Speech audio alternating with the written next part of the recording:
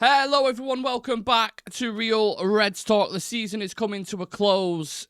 It's Europa League or bust for Manchester United, but as far as we're concerned, we're not here today to discuss the present. We are here to discuss the future. Alongside me is Shreyas and Sam to help navigate this summer window. Just a quick kind of throw-out question there to you lads. Are you more excited about the transfer window than the season? Is that a fair comment? Or can you not even be asked with the transfer nonsense? Go on, Shreyas. Personally, there is still a bit of hope still left in this season when it comes to the Europa League. That is the only thing which is actually keeping me interested as to how things fare up for us in that competition. Maybe we get Ahmad back during the closing stages of the competition. So there's still a lot that we can look into when it comes to the season. But apart from that, there's I think all the eyeballs are already turned towards next season, the next summer window, and the potential of what actually United is able to attract. Yeah, agreed. Sam, how are we feeling ahead? Optimistic ahead of the transfer window? Or? I mean, the rumours that are going on at the minute, and of course, they're just rumours at this point. It looks promising. It looks like we're trying to get business done early. It looks like we're targeting priority positions. It looks like we're not overpaying. So positive signs. We're going after young talent as well. You got Diego Leon coming in. You've got I forget the striker from Le Havre we've been connected with today. Enzo. That's why I'm calling him. So yeah, we look like we're going in the right direction in terms of transfers. It's just a shame we don't have the money to sort of fully execute the vision. So yeah. So the question we're going to pose to you lot who are watching today is, what would be the perfect transfer window for Manchester United this summer, in your opinion? And the way the show is going to flow, see what I did there. We're going to recap the current squad, what our budget's going to be, realistic outgoings, kind of which positions are you prioritising? So I want to get Sam's and Shreyas' thoughts on that. Realistic signings, maybe a bit of a wild card transfer in there, and then we'll go through the viewers, submissions on the socials and stuff, and see who they've gone with for their kind of wild card transfer. But I think it's always best to start, lads, where we're at in a minute with the current squad.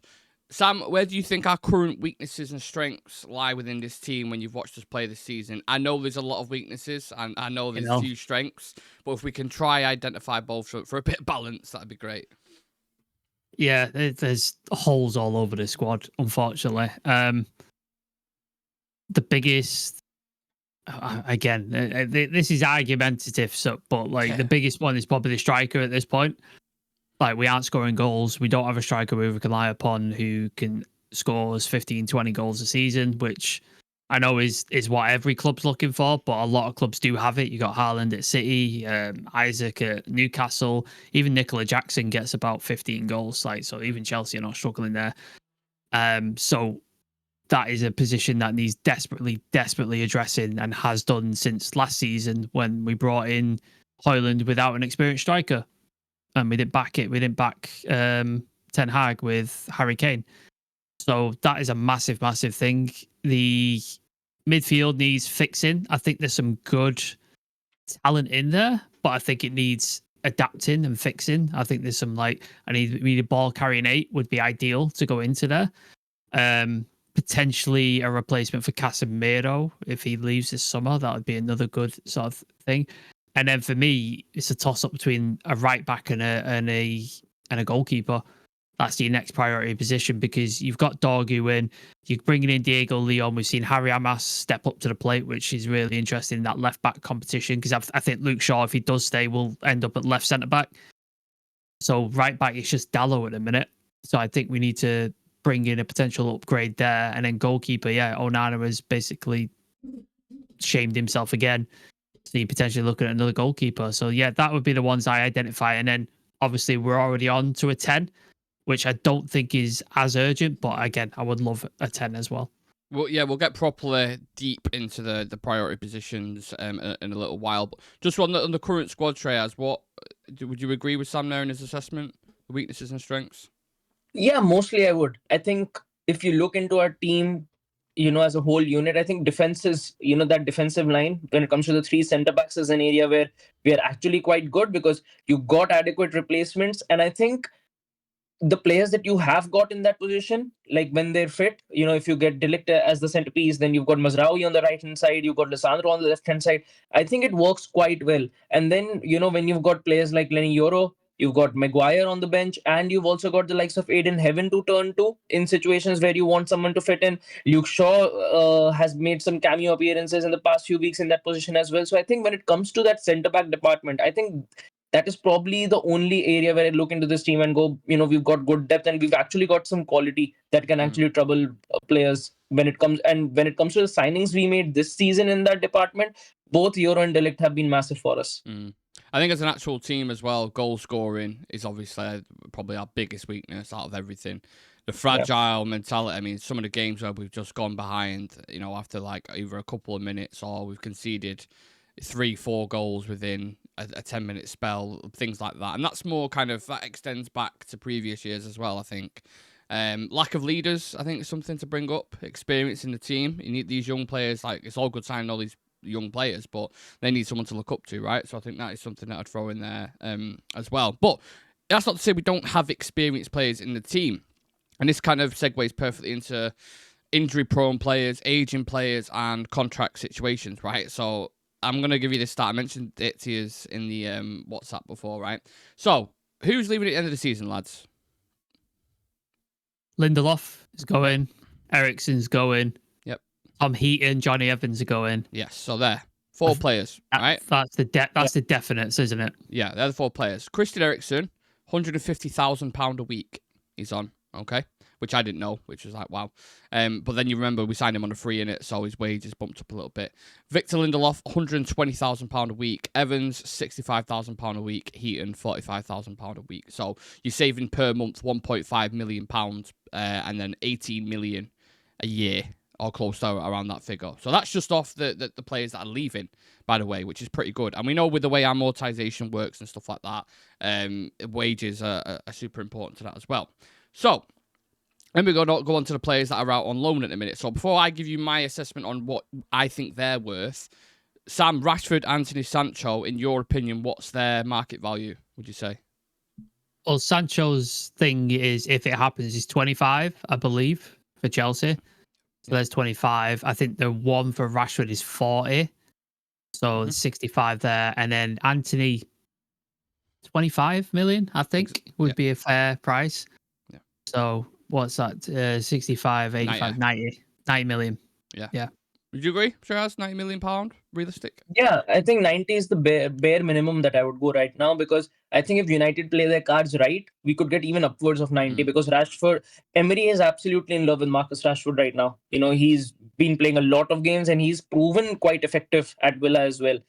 When you look at Anthony, he's had a new lease of life at Betis. Betis love them, and there have been a lot of talks about other La Liga clubs actually entering into the race for him. So if that helps us, to actually drive the price by like even 5 or 10 million, it would actually help us quite, by quite a mile when it comes to negotiations and signings next season. So I think 90 million is something that we can surely do. But if United are able to, negotiate better, probably we could get around 100, 105. Yeah. So you look at it there, that's just pure straight, call it installments, cash, whatever you want to call it, right? Just off the bat, that's how much you're going to get for them players who are realistically sellable, unless Chelsea decide to go, do you know what? Nah, we'll pay the compensation. You can fucking have him back, and then that's a problem we can discuss down the line, right? But even when we go to their wages as well, Rashford's on 325 grand a week, Anthony 200k, Sancho 350. Right, so wages yearly that you're saving by getting rid of them: Rashford £15 million a year, Anthony £10 million a year, and Sancho £17 million a year. So that's 42 million in wages alone saved on 3 fucking players, which is utter madness. It's crazy, especially when we get into the wages, like when we get into the players that we want to bring in and stuff. So just imagine that in your head. You can see almost, Sam, why Ineos are so eager to move these players on, right? Yeah, and sort of wage things is one thing. Like obviously you don't want to pay massive wages on players, but when they're not performing, that's an entire other thing. Like you're paying massive wages to these players who are not showing up and not performing to the wage that they're being paid. Like if they're being paid top wages, they need to perform. Like Bruno, I think Bruno's one of the top earners currently. Am I right? And he's showing up every week, putting in performance. He's trying. He's pulling the team through games and stuff like that. So his wage reflects his performance. Sancho's wage doesn't reflect his performance. Rashford's wage reflected the performance he'd had the season before when he got his new contract, but then the following season it just didn't, and it fell off a cliff. And it's the same with Anthony. Like, he got 90 million fee, which is not his fault, but the contract that he got at 200 grand a week does not reflect a 200 grand a week player, because Ahmad, I think, is on less than that, and he is pulling up trees every single week when he plays. And he's so I think, you need, I think a player needs to earn a wage.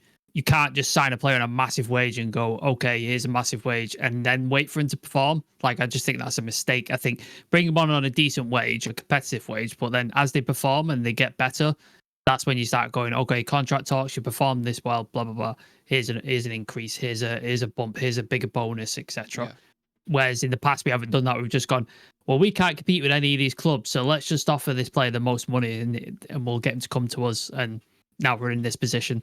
Do you see this being a potential hurdle in the summer at some point, Shreyas? Or do you think the players will have to almost take a bit of a wage cut to move on? Because Batiste can't afford 200 grand a week. Isco, I believe, is the best paid player there, and he's on half of that.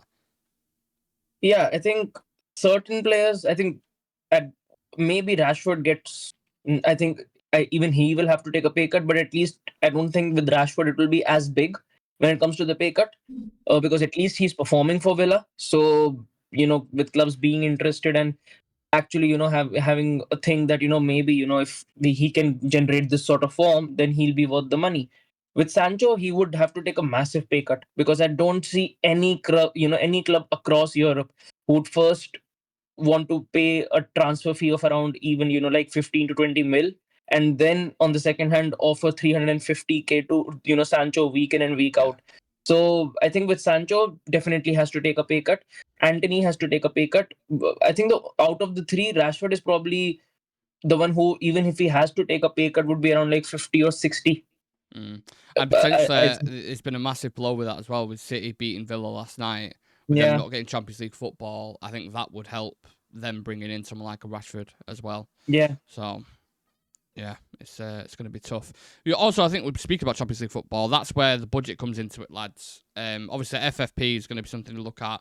Ineos in general, and then Champions League football is going to add flexibility to this budget. So obviously we're going to consider this going into the summer. I don't think the actual budget has been announced. There's been kind of speculation from journalists, but I don't just want to speculate. I'd rather go back and look at the past couple of windows and how much that we spent. So the past two windows, United has spent between 150 and 200 million pound, right? And in the last decade, we usually spend between that there or thereabouts. You will remember there was 2 seasons where we spent under 100 million. Any of you remember which ones they were? Was it the season after? Yeah, Jose's second season. Yeah. Where we bought, can you remember who we bought? Is it Lee? What's his called? Lee something. Yeah. Lee Grant. Dallo? Yeah, Dallo. And a certain Brazilian. Fred. Yeah. So he had just finished second, I think, didn't he, Mourinho? Yeah. And that was the window that they gave him. And everyone was like, what on earth is this? And then there was one under Ole, which you'll also remember. Yes. Donny, Telles, Cavani, and Pelistri. Yeah. Sorry, Shreyas, I know it's still a sensitive topic. But so there's only been a couple. Usually we spend around 150, 200 million pound. Like I said, with sales and stuff and Champions League football, that could push it up to 200, let's say 200 million, 250, if they sell everyone who they want to, right? I'm stressing that. Is that enough, Sam, for what we need? If you box clever, yes. If you have the approach that we used to have, where we just splash money up the wall and just chuck money at stars, or claim we've got a database of 500 right backs and we pick the most obvious right back choice in the world in Aaron Wan-Bissaka and overpay for him, despite negotiating for months. And then try and negotiate for Harry Maguire, trying to pay 30 million and end up paying 80. Like, if we carry on with that sort of thing, then 200 million is not going to be enough, because it'll get you about 2 players the way we negotiate. Yeah. But with Ed Woodward gone, with Richard Arnold gone, with John Murtough gone, these new people in play. Christopher Vell apparently is very highly rated and is really good at sort of scouting and stuff like that, especially play unknown talent or gems that are yet to be sort of picked up by bigger clubs. Like he did it for RB Leipzig for a long time. Jason Wilcox obviously has these connections with academy talent, especially from City, and looking at those sort of players. So it seems like we've got a good team of people around. And then on top of that, you got Omer Barada, who famously, if you watch that City documentary, he's like, he goes mad, doesn't he? He's like, I'm not paying that for that player or whatever. Yeah. I can't remember what player they were bidding for. So he's clearly not in the mood to overpay for players. On top of that, our budget might dictate that we can't overpay for players, even if we wanted to. So it all sort of plays into that thing where we're going to be smart with our money. And we're already looking at some of the signings that we look like. Diego Leon is done. Aiden Heaven, Chido Obi, Enzo, the guy we sort of scouting today, apparently that's done. So we're looking at all these young players, which is a good sign. And South America, which is something we spoke about for fucking years, like why we're not looking at players in South America. Like it just seems to be obvious because City pick up players from there, Brighton pick up players from there. Forest are picking up players like Murillo. They just pulled him out of Brazil, didn't they? And he's unbelievable, absolute fantastic player. Why are we not utilizing this part of the world? So now we're starting to do that, which is it like Mastuano we're looking at. Obviously, we brought Diego Leon. So that's coming to thing. We're looking at Africa, which is, again, a country we never really looked at. And Sekou Kone is coming in. So we're starting to reach our sort of vines out everywhere to sort of scout into this talent. And we're not necessarily going, all right, who's the best winger in the world? Oh, Jadon Sancho, let's spend the money on him. We're going, nah, let's look at the next tier down of a 22, 21-year-old player who could become something, who could become the next Jadon Sancho. That's what we're looking at. And in turn, that price gets cheaper. Like you're looking at players like Benjamin Sesko. We could have had him for £2 million when he was at, I can't remember what Slovenian team he was at. Casado as well was one winner. Casado, Julian Alvarez, Haaland. Ollie told us at Mulder, he was like, this kid is something. Didn't listen to him. So crazy. We've had these opportunities before and we've squandered them. So if we now take our opportunities, and again, the risk is, like, if say you paid $2 million for Haaland and it didn't work out, $2 million. Like in football terms, Heaven's probably worth £10 million just off a few appearances for United. So if you paid $1 million for him, he plays all this season, and it's all right. He's not quite right and stuff like that. You sell him next summer, like you said, you probably get $10 million. That's $9 million profit. Like it's not hard. It's not difficult. Brighton do it every fucking year. Every year they do it. Like this is not difficult shit. So I just don't understand why United have not done this sooner. So it looks like that's the model we are now operating towards because of PSR restrictions, because of FFP, and also because of our own lack of budget because of the previous spending. Yeah.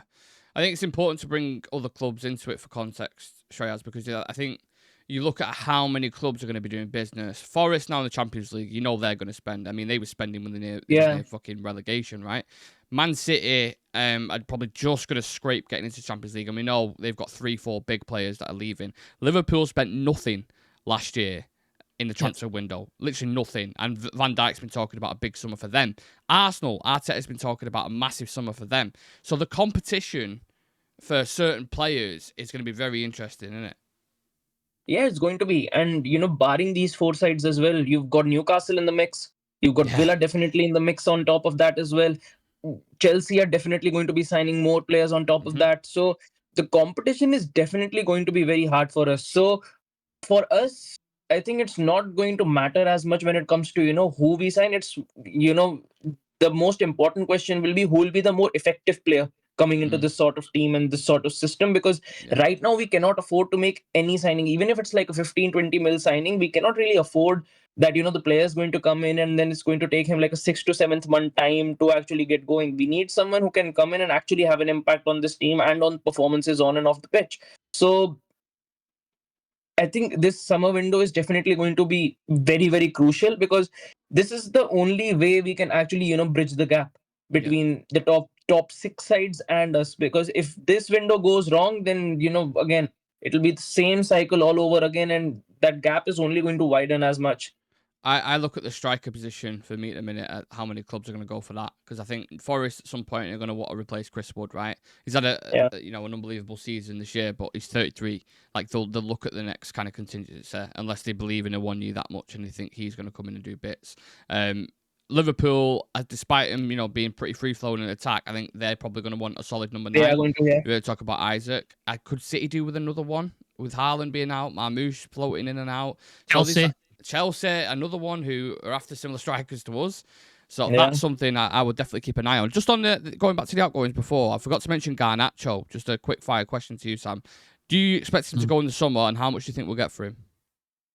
It doesn't seem as likely as it did in January, did it? Like in January, it seemed like he was probably on his way out, and then he obviously didn't go. And on the right, in that 10 position, he's found some success, and I think he's been better. But then when he has gone back over to that left, we've seen the same stuff from him. But his finishing is not great. His decision making at times is pretty terrible.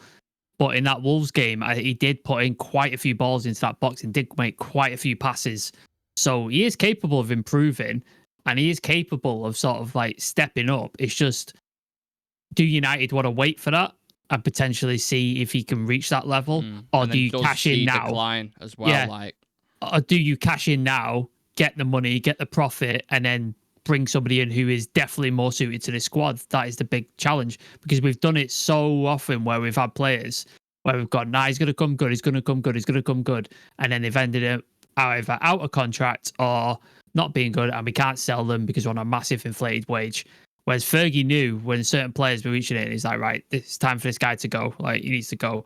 Sold Ronaldo, sold Beckham, sold Stam, which he obviously regrets, Keane, etc. Nobody was safe. It's like, if you're not fitting into this squad for whatever reason, you're gone. And United need to be more ruthless with that. So if there's any doubt about Garnacho going, is he going to work himself? Just sell him. Like, go. Like, if he's not 100% within your plans, just cash in and get him out of the club. That should be the way. I know, look, some people won't like it, and some people will be like, oh, he's best young player, stats, blah, blah, blah. But you look at the eye test, you watch him play, there's a lot of issues there. There's a lot of issues to solve. It feels like that's becoming more and more evident in the past couple of weeks, doesn't it, Shreyas? Obviously, Sam touched on the game against Wolves there, where he actually did the things that we've been craving all season, but for the majority of it, it's been snatching at shots, not passing when he needs to, running into people when he's trying to dribble, little bits like this. So with that kind of in consideration, if a £50 million offer came in for Garnacho now, would you take it? I think United are trying to actually float more into the 60 million region, because I think in the January window, Napoli did come through with like a 45 or 50 million offer, but United straight out rejected it. So I do think United, view him as an asset. And again, I think if the financial situation was even a bit better, I don't think they would sell Garnacho, because they look at it from the financial side and go, with FFP, if we do sell Garnacho and we get around 60-65 million, gives us more legroom to actually work with in the summer transfer window. And when you look at the other players who are there in this team, I think he's the only one who even the manager would look and go, we could probably get someone better in. We could probably get someone who is, who fits more into this team as that left-sided or right-sided 10. So I think he's the only one who we might be looking to sell. I don't think that Amorim or even the club actually wants to offload Kobe Mainoo. I think he's someone who's definitely going to be in there because of his technical ability and everything along with that. I think Garnacho is the only one who could be sold. But I think United will try to at least get 60 for him. Yeah.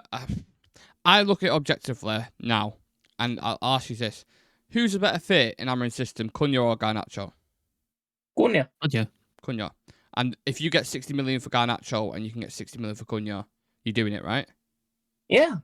So I think objectively, you almost have to take feelings out of it. Like, I do think there's a player there. I do also think if he was to go elsewhere, I think we've all been in agreement of that. He would probably kill it, right? If he went to Napoli in Italy, his stats would be 100%. Outrageous. You'd see the tweets he scores for Napoli. Lad Bible, all these accounts are saying, "Oh, look, United shouldn't have sold him." But in reality, it's systematic problems, isn't it, Sam? Look at Scott McTominay. He is absolutely killing it at Napoli, like smashing it. And under the Ten Hag system, there was just no place for him. Like, it didn't really fit, because he was never going to play in the one behind the striker where Bruno plays. Like, that was just never happening. He wasn't a wide player, so he wasn't going to play any of the width forwards, and he wasn't a 6 or an 8, so he's never going to play the back. Like, his best position is a box crashing 10, arguably, because I think he said that in an interview. He said people have misprofiled me. Like, that's not who I am. But if he was in the Amorim system, how good would he be right now to come off the bench and play in this system? It'd be amazing. I'd love it. To bring him in, like, off the bench, like 30 minutes to go into one of those 10 positions, he'd be fantastic. Yeah. But again, he wasn't suited to the system at the time. We needed to sell because of PSR and money to retool the squad.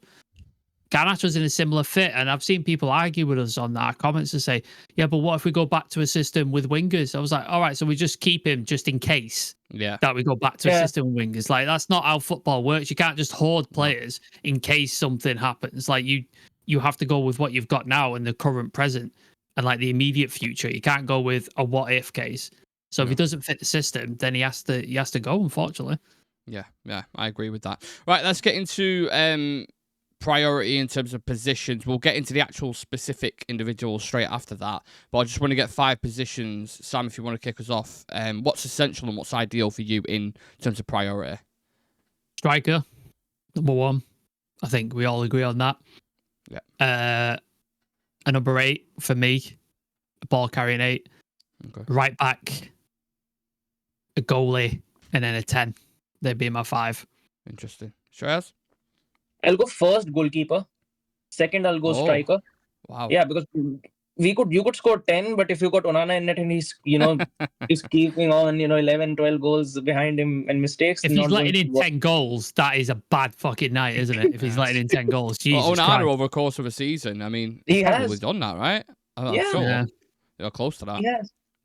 So for me, first is goalkeeper. Second is a striker. Third will be a wing back. Fourth, a 10, and then least priority for me would be a midfielder, like another 8 or 6. That's interesting. We've all gone with different things here because I've gone striker, goalkeeper, 10, midfielder, wing back. So I'll explain why I've gone with that, and then we'll get into and you guys obviously explain why you've gone with that priority specifically. The striker and goalkeeper kind of speaks for itself because they're two that you can kind of tinker with up and down, do whatever you want with him. But I think they're huge important areas. They also make a huge difference. If you get a striker that scores 20 goals, that makes a massive difference. If you get a goalie that is saving you, that gets you points as well. Yeah. They're 2 positions where if you get it right, it's massive improvement to the team. Yeah. If you get it wrong, it's a massive detriment to the team. Yeah. Whereas if you got like an average 8 or not great 8, it's not going to absolutely destroy your team. And if you got an amazing 8, it's not absolutely going to elevate your team because if you've got a shit striker and a shit goalie, it doesn't matter what the 8 does. So I think those 2 is like that's really effective either way you go. The reason why I left wing back for the least position I wanted priority is because I think Dorgu and Amas, I think I would probably push. And I think Ahmad can do a really good job at right wing back as well. And then you've got Dalot just in behind him. So that's not much. I'm not too fussed about that. The 10 position is what I look at. I don't think we have someone who's really suited to that system. Genuinely. I know Bruno's decent there and he can do a job or whatever, but I think the majority of us agreed, right, he's probably better in a deeper position from the conversations that we've had. So I think we need a 10 there. And then midfield, you could probably get away with it if you do drop Bruno deeper and we bring in a 10 and you've got Bruno Ugarte, I think you get away. And then Mainu can rotate as well, Casemiro, God knows what's going to happen with him. That's the reason why I've gone with it. But if anyone wants to push that or debate that, I'm open to conversation. I've gone striker because obviously, like, we need goals. I've gone next. Did I say an 8 next? Or did I say a wing back next? I can't remember what I said. I think you said 8. Yeah, so 8 because I think that is an issue. Like, our progressing the ball from our defensive line to the strikers to the forwards is an issue. Bruno can do it, but he's more better off the cuff. Like, he likes flicks, he likes the sort of back heel and one touch thing. We don't have anybody like, for example, your favorite player, Frankie de Jong, who can take the ball off Lenny Yoro and can progress the run with the ball and go forward, carry the ball. He's strong enough to fend people off and give it to people who are up front on the front line. We don't have that in the team. Casemiro can't do that. He likes to ping balls across. He definitely can't do that. Bruno, not that great at it. Mason Mount doesn't really fit that position either. So I think we need that in the team, like, particularly. On the right wing back, I agree with you. Ahmad can play there. And Dorgu, I really liked actually Dorgu on the right and Amas on the left. I thought they were really good against Wolves. So I thought they were excellent, which I didn't expect to see. So I really enjoyed that. But I think that's essential to progression because he plays with wing backs and stuff. That's integral to his system. He has to have the correct wing backs. So I think we need to have that and get that locked down. And he seems to use Ahmad more in the 10. And that's why 10 was last on my thing, because we've got people who could play there. Bruno could play there, like you said. Ahmad can play there. Mount can play there. Garnacho can I know he's not great, but he can play. So we've got players who can play there. So that's why it's last on the list. And then goalie, obvious reasons, like we need a goalkeeper because Onana's just chucking stuff in the net at this point. Where do you think Ahmad is best, though, for you two? Do you think he's better as a wing-back or as a 10? Because I think his best moments come from wing-back. I think he's better off as a wing-back because I think naturally he's quite well when it comes to maintaining the width when we're trying to progress the ball forward. That is something which I think all of the wing-backs that we've got right now are not able to possess in their locker room. Yeah. I think he's had good performances in both. I think he has been more effective in the right wing back this season so far. But again, I think until Amrin gets a settled team and gets a lot of players in, I think we need to figure out like where he's going to fit into this team. Obviously, he's going to play because he's played when he was not injured. He was playing pretty much every game at the thing, so he's obviously going to play. But it's just it depends on Amrin where he sees him is his best option. Like it'll be interesting. I'd love to ask him that question, just to see where he sees his future. I don't care where you play him, as long as he's playing on the fucking pitch, then get him on the pitch. Get him on the pitch, that's the most important thing.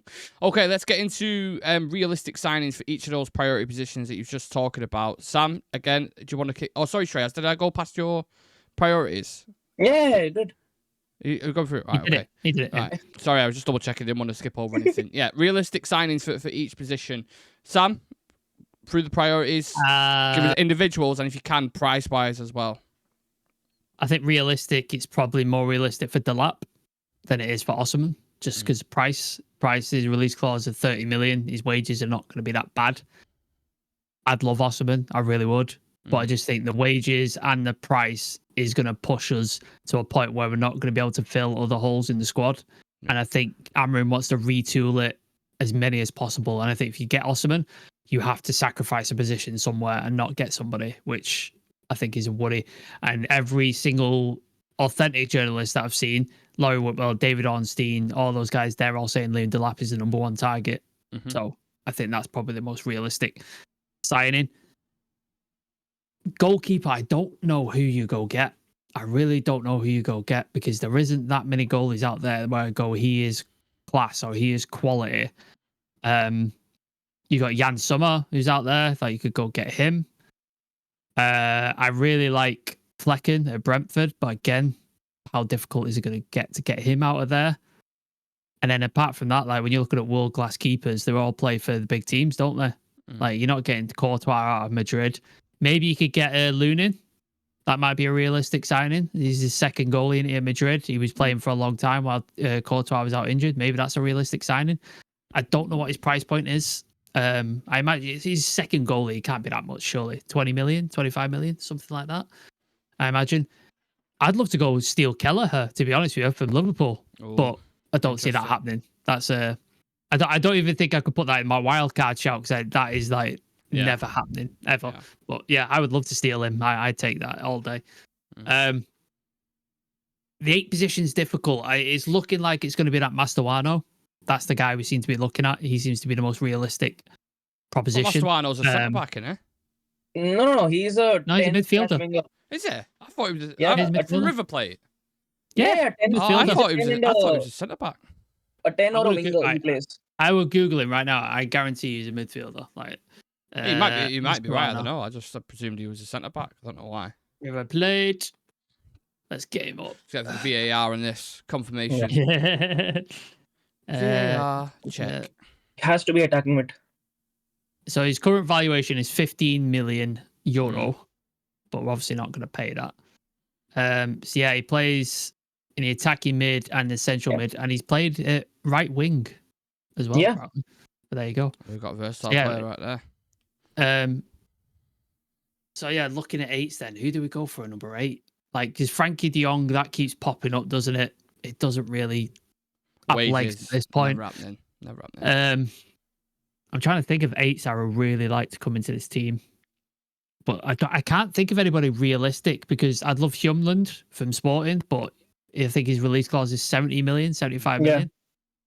Never get the other positions if you can't think of midfielder. So 10 is obviously going to be Cunha, it seems like. That seems to be the obvious choice right now.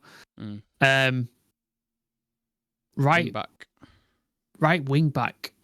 Frimpong Is that release clause still active? No. Yeah. No, it's not. Is it still active? Not in No. the summer. No, it's gone. The summer's just gone. The summer's release just clause. gone.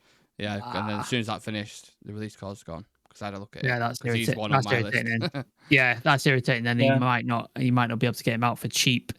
I really like Malo Gusto from Chelsea. He's fell down the pecking order a little bit. Reece James returned from injury. He's not playing that much.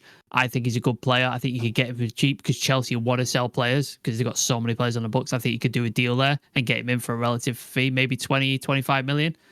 And I think he'd be a really good right wing back. I think he'd be excellent for us. And I really like him. So, yeah, I'd have to think about it. Come back to me on the 8. I'd have to think on the 8. Shreyas, give us yours, mate. For keeper, I've gone with Trubin from Benfica. I think budget-wise, a good option to go with. Naturally, more of a shot stopper. We don't really play out the back really well. Better to get rid of that mentality and actually get a keeper who can, be a reliant, shot stopper for you through the course of the season. So gone with him. Again, I think he's 22 or 23 years old and not going to cost you as much as, someone like Diogo Costa would. So Trubin for me will be a goalkeeper. For striker, for me, I would like to go more towards Osimhen. I'm leaning more towards Osimhen at the moment. The reason being, I want us to actually get someone in who can guarantee you goals.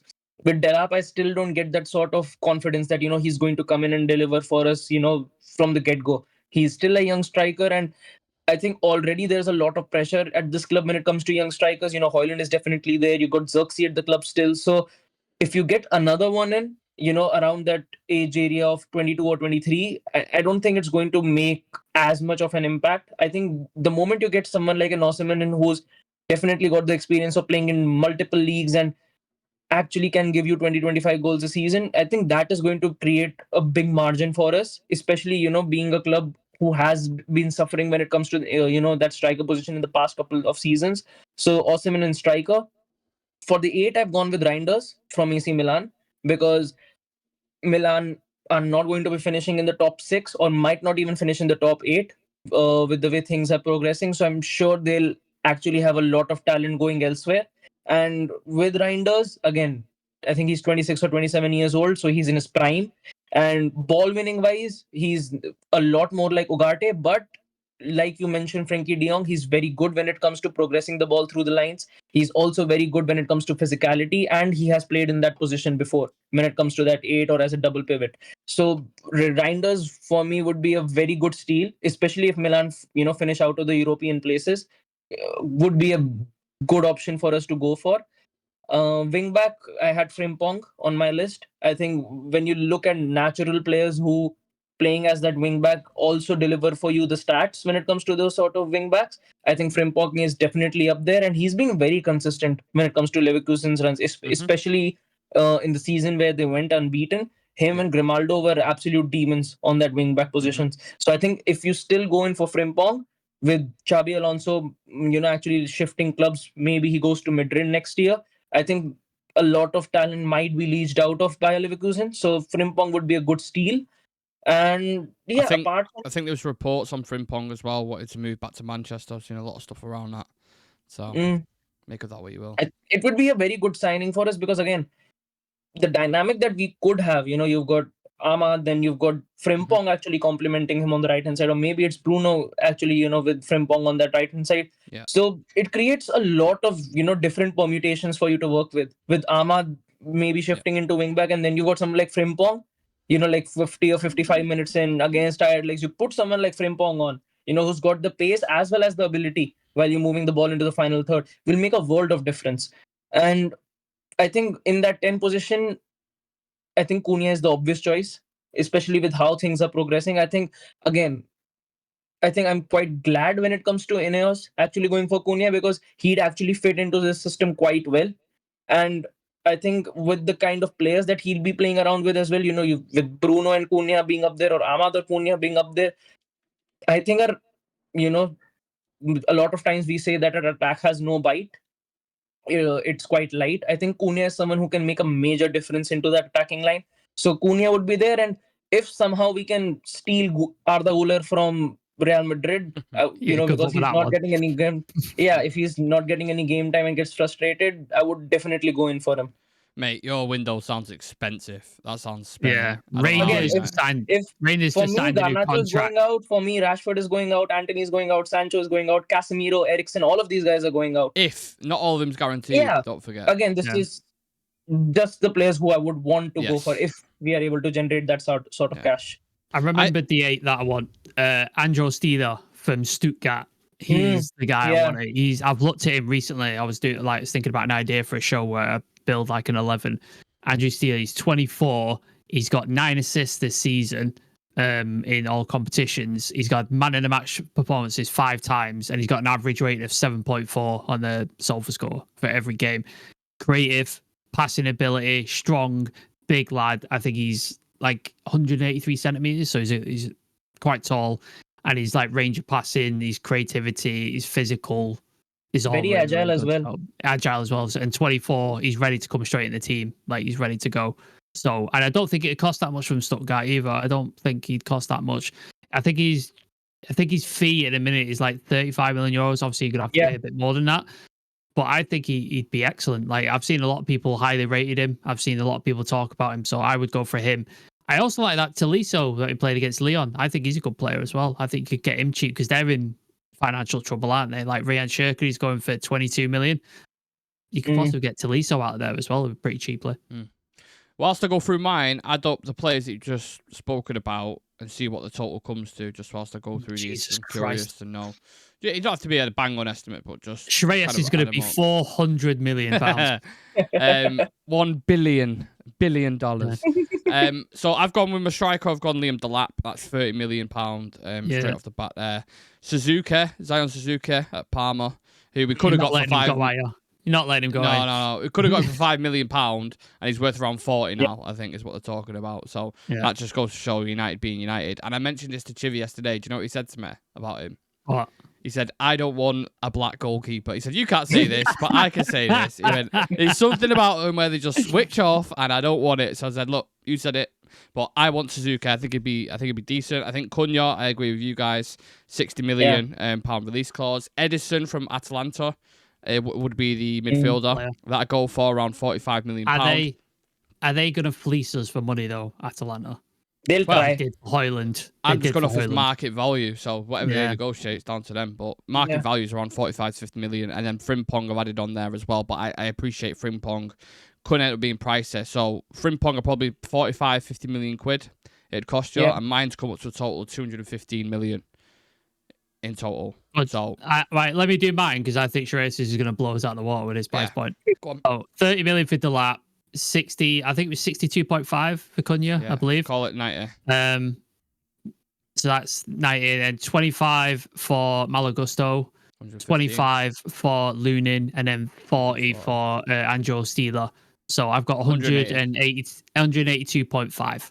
Yeah. So there you go. Shreyas, let's see yours, mate. So Jesus. Ruben is on 28. He's rated at 28 million.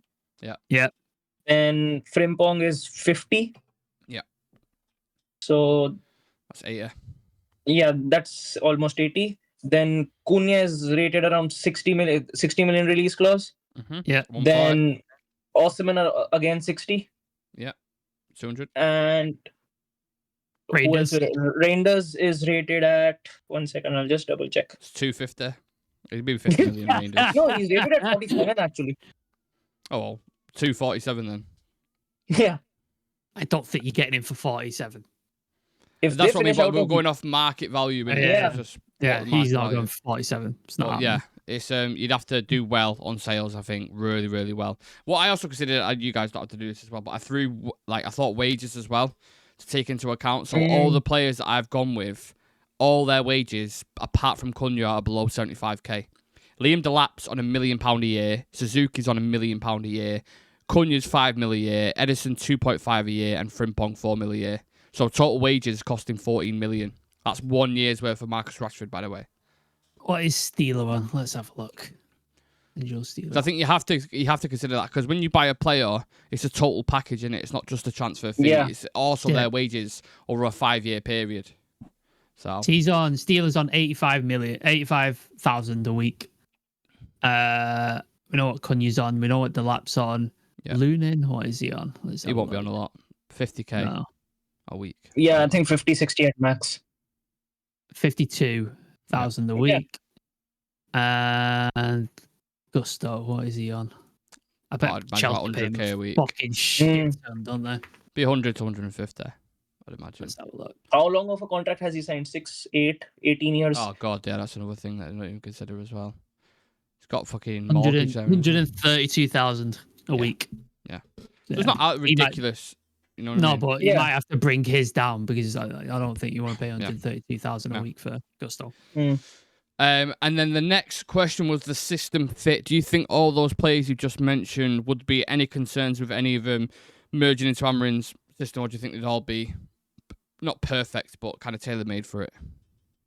I think Delap would be fine. I think he fits the system. Cunha obviously fits the system. Like he definitely plays the exact same slot one at straight Wolves. in. The right wing backs, I haven't seen Shreyas's guy play, so I couldn't say I'll let Shreyas like talk on that.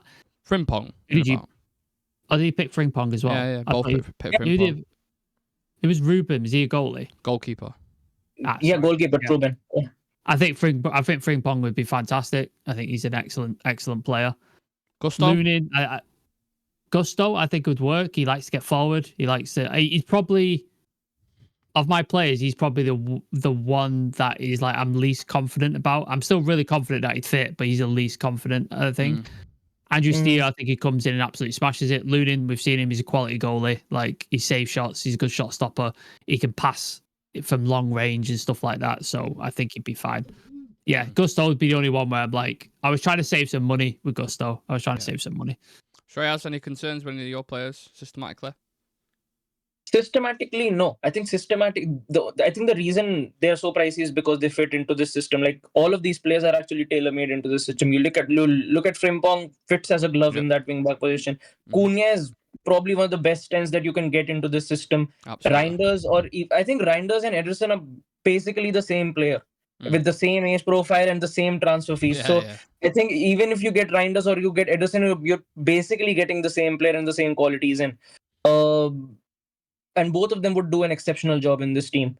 Then you look at someone like Osimhen is definitely going to be highly pricey. But again, if he's going to deliver you 25, 30 goals a season, I think United should definitely get on that train because we need someone like that into this team.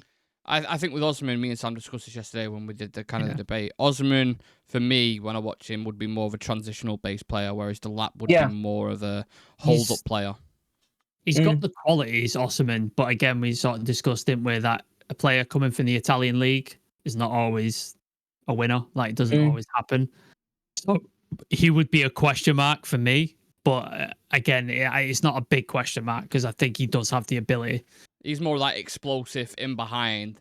So it all depend on the players that you've got around him. If you've got Cunha and Bruno, then you'd probably... And Ahmad on top of that around him to service him and to get him the balls in the box. But that'd be one thing with Osimhen in Amarin's system.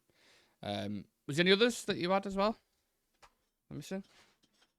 No, I think that was it. Did you touch on the goalkeeper? Ruben I went with. I think he's an all right keeper. I'm not going to say that he's someone who's going to pull absolute trees. He's very young. Could get to that level, but right now I'm just going for someone who can, at least when you're going into a game, you're confident that at least they're not going to make a howler. Yeah. I think question, Shreyas. From Chivy's point of view, is he black? No. He's Portuguese, right? He plays in the Portuguese league. I believe he's Ukrainian. Oh, right. Okay. Right. Yeah. Fair enough. But I think, again, we need a stopgap signing when it comes to the keeper. So, like you mentioned, Zion Suzuki as well. He's quite all right, but at least get someone in because Onana doesn't give you any confidence moving into any sort of fixture. Yeah, spot on. And to be fair, I don't think there's that much of a demand on keepers in Amarin's system, and just the way we build up and stuff. So I don't think there's too much of a red flag around that. If he can hit a long range pass and actually get to our player, I'll be fucking happy. Don't make because mistakes. Jesus Christ. Hit your passes. Yeah. Have a clear head, and you're good to go. That's all I need. Right. Well, I'm going to ask you for now as well, and the same thing for people who are watching in the comments section. Wild card transfer dream signing. Now, please don't try and make it like an Mbappe or something like that. But let's just say a really high caliber player. How wild can I go with this? I'll just be off the cuff and just go as wild as you want. Okay. I'll go with mine first, and then I'll go to you two. Okay, Sure. just to kind of set the tone. So I've got a couple that I'm going to throw in there, just players who I really appreciate and I would love at United. Vitinho is one of them from PSG. I Good fucking player. love him as a midfielder. Good and player. and João Neves you already knew about anyway because I spoke about him once before he went. But Vitinho is the one player I think in this system completely changed things. And Nuno Mendes is another one as well. Just basically raiding PSG. I love Nuno Mendes as a wing back. I think the way he dealt with Salah and the way he is bombing forward, I think it's incredible. The way they've retooled that PSG squad is fantastic. They've brought in some quality. Enrique has done some really good. That Desire Doué up to Kvaratskhelia. Oh, he's fantastic. Yeah. I mean, Dembele's having a fucking remontada as well, isn't he? He's absolutely killing it. So, yeah. And you've got Barcola on the bench. Barcola. I mean, Fabian Ruiz. Remember the Euros he had as well? Like, incredible player. Yeah, we've got some serious talent, man. So they're the ones I would go with. Sam? My rogue shout is Federico Valverde. Oh, Valverde. That guy is the most underrated player in the Madrid squad. He is the best player, best midfielder, or best versatile player you actually ever get. He's amazing. He's a midfielder by trade, but he's played right back. He's played up front. Like he's played centre back. He's played fucking everywhere. He's like Mazraoui, but just another level. A lot better. He is phenomenal. He's got great leadership. He doesn't make mistakes. He is underrated, so he just gets on with his job. Like, he's not flashy like Vinny. He's not a massive name like Mbappe. He's not got all like this young sort of pedigree like Jude Bellingham. He just gets on with it, and I love players like that. He would be, if I could spend any money, I would go and get him because how much do you reckon it'd cost in today's market? 100+ million has to be done. It has to be the bare minimum. Just unbelievable player, fucking unbelievable player. I absolutely adore that player. They've almost got like £100 million player in every position. If you think about it. Shreyas, who are you going with? For me, midfielders. For me, would be Bruno Guimaraes from Newcastle if we can get him in. Somehow, if we can get him in, you look at ball recoveries, you look at ground cover. Like, imagine a midfield. You got Bruno Guimaraes, Bruno Fernandes, and Manuel Ugarte in that midfield. I'll take any of their midfield. I'll take Tonali, Linton. I'll take Guimaraes. I'll take any of them. Yeah. All great players. One of the best midfields in the league, no doubt. Yeah, 110%. And I think when you look at Guimaraes, to think that, Newcastle got him for like 35 million. Yep. An absolute steal of a signing. I think... From Lyon as well, wasn't it? Guimaraes? Yeah. I think so, Lyon. From Lyon. Yeah. And sensational signing for them. Anthony Robinson is someone who I still rate quite highly, I think, as a wing back. I think if you get him in, 40-45 million, I think he's quite decent. And attacking-wise, I think he's, again, one of the most underrated players, I would say, in the league. And if somehow we can get in someone like Gyökeres still, I think would do a world of impact. Yeah, I agree. That's for you guys as well to determine. I'll throw Hjumland in as well. I want to throw Hjumland in. Yeah. I mentioned him every show. I fucking love that player. Yeah. Such a good player. But yeah, we want to hear yours. Get it in the comment section. Dream signings. You got one wild card, and let us know why you wouldn't include him. And of course, the other players that we've spoken about as well. Just to kind of wrap it up, lads. If we was to have a window like we expect, or the realistic players that we've spoken about, what would then be the realistic expectations, do we think, Sam? European qualification, I think, would be realistic. Top 6, something like that. Yeah. I think 6 would be a good aim. I think that would be a decent aim. So if you can sneak into a Champions League spot, amazing. But I think it's obviously going to be very difficult. If we can win a trophy, like that'd be good. But it depends. If we win the Europa League this year, then I won't put the demand on that we need to win a trophy next year. I think focus on the league next year if we win the trophy this year. But if we don't, then I think a trophy would be nice. An FA Cup or something, that'd be nice. But yeah, European qualification has to be the sort of aim, I think. Shreyas? I think if we don't win the Europa this season, then again, I think we'll have, more rest days in comparison to other teams. So I would want us to actually, fight for top 5, not 6, because I think when you've got that much time on you, I think the performances should reflect that if we do get these players. I think if we do win the Europa League, I will take a top 6 finish and at least, get to like the quarters and not get beat by a Spanish team. Yeah, Yeah, I'll take that, no doubt. To go from, what are we, 14th at the minute? I think Yeah. top half, pushing for Europe and going far in the cup competitions are the only expectations, really. I mean, no one can talk about titles or competing with Arsenal or anything like that. We are way off. I mean, we've got to start competing with the Brightons of this world and people like that. So, yeah, I'd also like to hear everyone's opinion on that, because I think it's interesting, the expectation on Amorim next season. I think it's going to be a lot more pressure on him. But it all starts with the recruitment in the summer. You have to get that spot on. Otherwise, we're going to drag ourselves back years again. So bring in quality. Yes, box clever.